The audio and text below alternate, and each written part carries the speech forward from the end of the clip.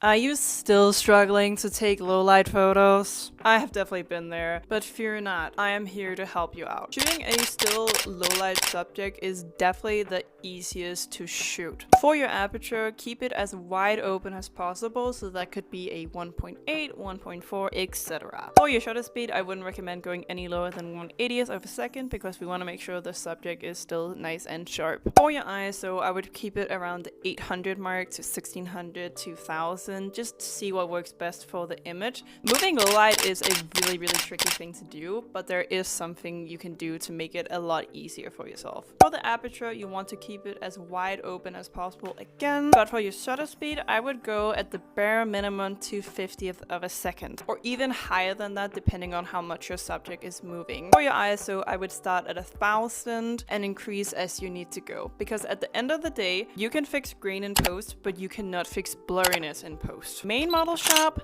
background blurry. If you want to shoot a still subject with a moving background, like for example a train moving in the background, you need to be using a super slow shutter speed, so anywhere below 1/25th of a second, depending on how much blur you want in the background. For your aperture, you want to make sure that the subject is going to be in focus, so keep that at above f.5. For your ISO, just keep it as low as possible because that shutter speed is really gonna let in a lot of light and you won't need a high ISO.